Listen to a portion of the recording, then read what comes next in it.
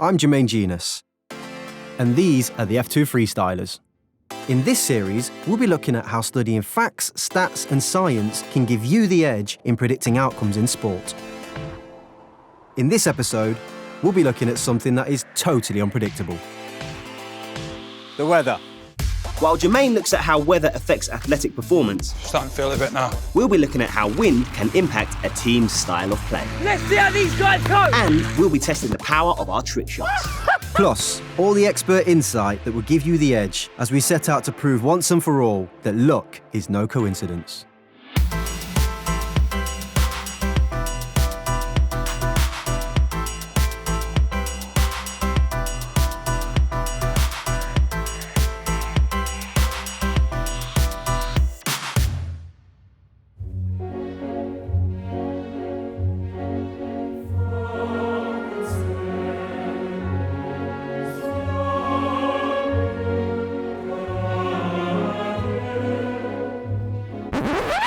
That's all really nice, lads, but could you do it on a cold, wet Tuesday night in Stoke? Jay, it's not even Tuesday, mate. And we're not even in Stoke. Stoke's Britannia Stadium has a reputation of one of the hardest grounds to play at, with pundits often asking if the world's elite players could survive a match there. So what is so special about a cold, wet Tuesday night in Stoke? The thing that was so bizarre and unique about Stoke is that when you went out and someone said which way is the wind blowing, you couldn't say. You know, the litter would be coming from the stands and it'd be blowing all over the place, you know, it'd be blowing a gale. And for the visiting teams, they didn't know what to do. And then they'd get into the tunnel and all of a sudden the noise would hit them. And you could physically see some of the teams beaten before they'd even got on the pitch.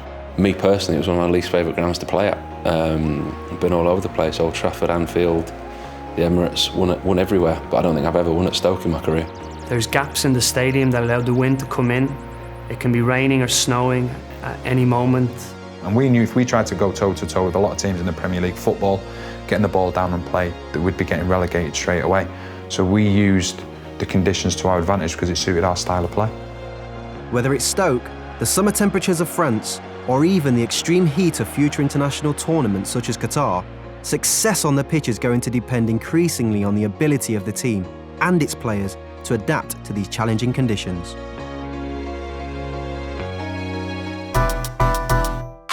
If you ask most players, they would rather play in the familiar comfort of their home climate.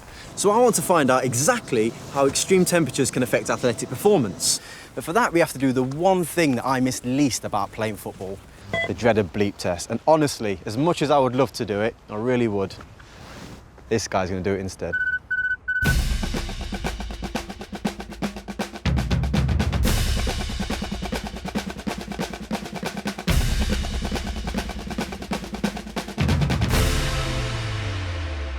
The bleep test is done by putting two cones 20 metres apart, and you run between each cone to the sound of a bleep, and you start at 8.5 kilometres an hour, and every minute we increase it by half a kilometre until you can't make it between the cones. That tells us your bleep test score. Danny is going to be performing 3 bleep tests, one on a damp London sports field, one in a sub-zero snow dome, and one in the baking heat of the Dubai desert.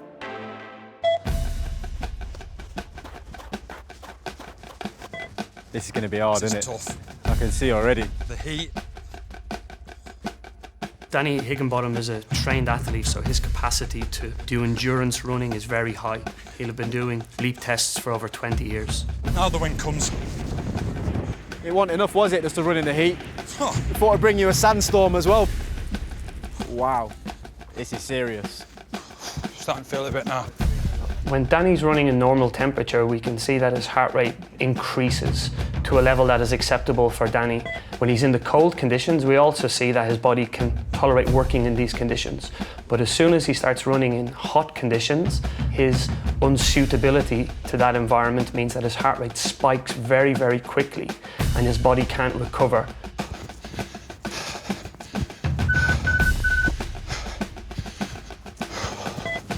Give it whatever you can. For a 37-year-old player, Danny has done very well in the test. His heart rate has gone very high, but he recovers very quickly. In the cold conditions, Danny still has a very high score, high 10s. until he goes into the challenging situations in the heat, and he can only run half the distance.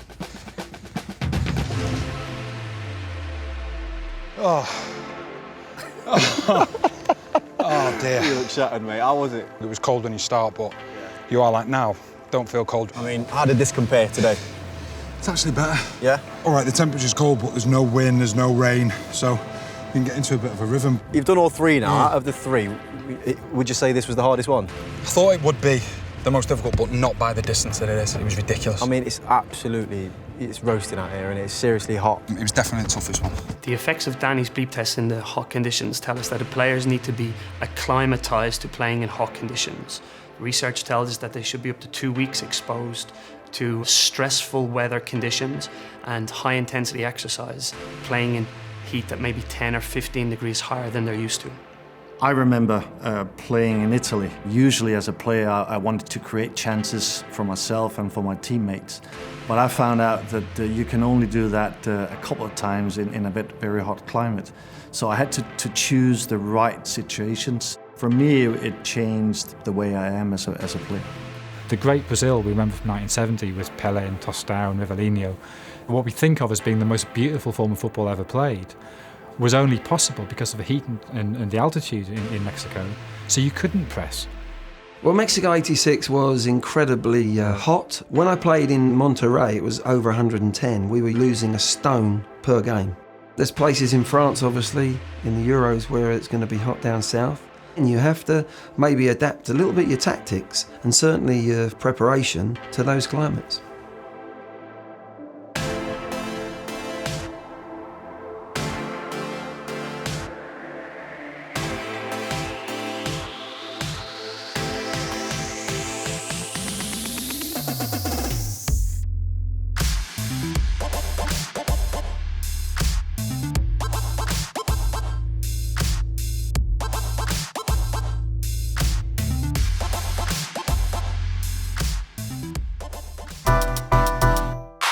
As you can see, extreme weather can really affect the game, particularly wind. To find out just how much, we're going to meet 5 of football's biggest fans. Get it? Fans. You get it. We're in southeast London, where a 7-a-side team known for their natural short passing game will face opponents that love long ball tactics in a game of two very different halves. So, Jez, the first half's about to kick off. In the first half, we've got no wind. The Oranges are playing short football, the Blacks are playing long ball. Let's see which team fares the best.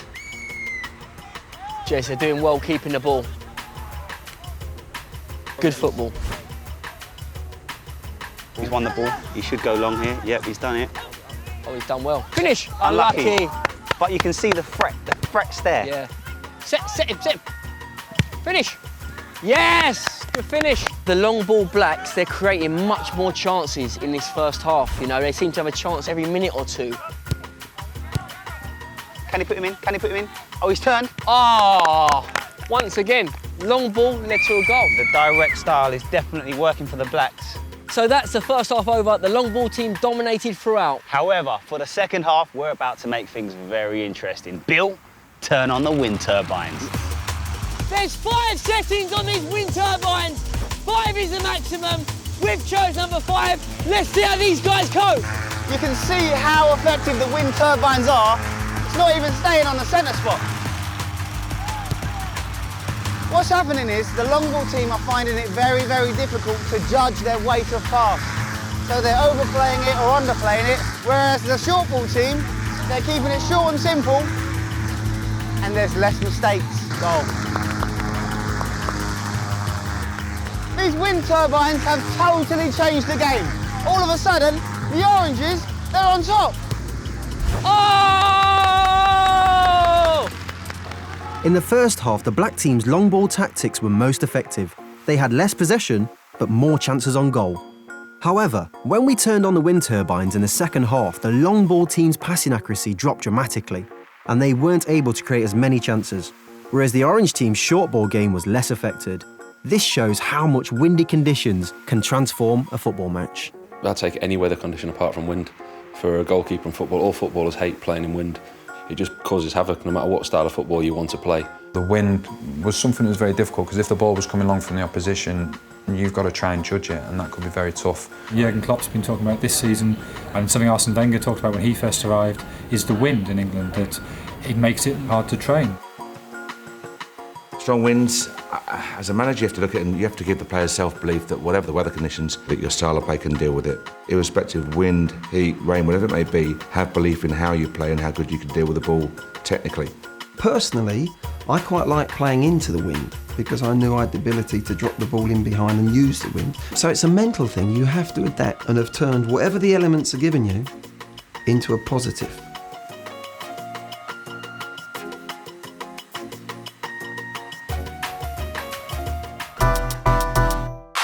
Let's hear how the Unibet experts use weather to give them the edge when predicting outcomes. The weather will have a crucial impact on the outcome of football matches, so it's vital to check the forecast before placing your bets. You have very hot conditions, like in Brazil. You have a different weather in Rio or in Amazonas, and the games in Amazonas, they was very slow with a low score. I like to bet under 2.5 goals.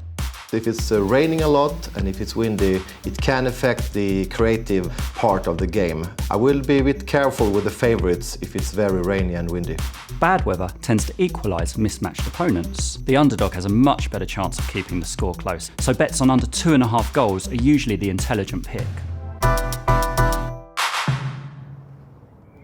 Now, we know Billy strikes the ball so it flies like the wind, but it's time to put it to the test with this little bad boy. Oh, 107. 107. That's the warm-up strike. 108. Oh, that was a 109. Bill, can you do me a favour and stop going at 90%? Because I know, I've seen you strike the ball harder than 108. Oh, that's more like it, Bill. Well, I fancy it now. I fancy a 112. He fancies a 112! This is the moment you show exactly what sort of power we're dealing with. Look at that, look at that, look at that! I can top that. I've got one more strike in me. Probably at maximum power, then it's going to start going down. Let me have one more. Let's do it. Give me one more. You ready? Oh! What? 120! 120! Bring the camera over here, bring the camera over here. That's unbelievable. 120 kilometres per hour. Bill, do you realise how fast that is? I'm proud of that, cheers. Can I take this home with me, guys? Can I take this home? Come wind or rain, snow or even a little bit of heat, we hope we have given you some true insight to help give you that edge when predicting the outcomes. So look out for more as we prove once and for all that luck is no coincidence. Is it that way, Dan? Yes, mate. Come on, let's go. Let's go. You sure it's this way? You tell me. Let's just go anyway. Fancy a bleep test?